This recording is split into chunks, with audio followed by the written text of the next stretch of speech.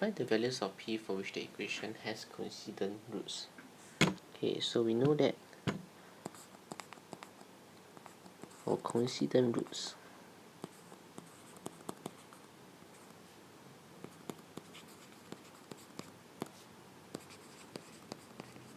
okay, b squared minus 4ac has to be 0. So in this case we have 4p minus 14 square minus 4 times 2p plus 3, 16p plus 1 to be equals to 0.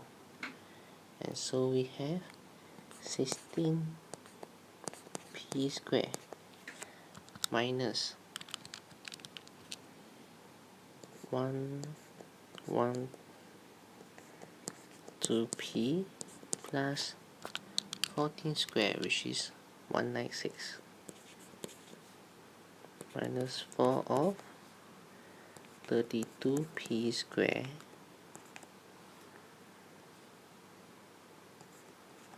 plus 50p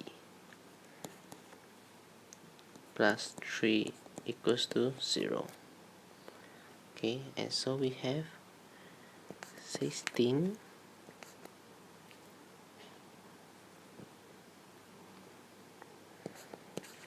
p square minus 112p plus 196 minus 128p square minus 200p minus 12 equals to 0.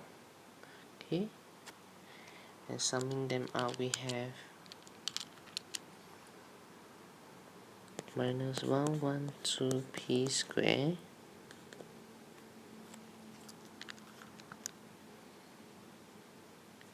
minus 312p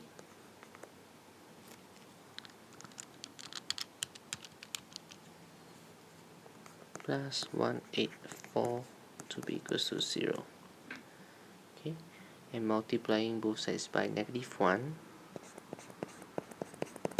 we have 112p square plus 312p minus 184 equals, and dividing all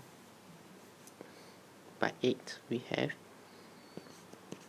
14p square plus 39p minus 23 equals to 0. And solving the equation, we have p equals to half of -3 and 2 over 7.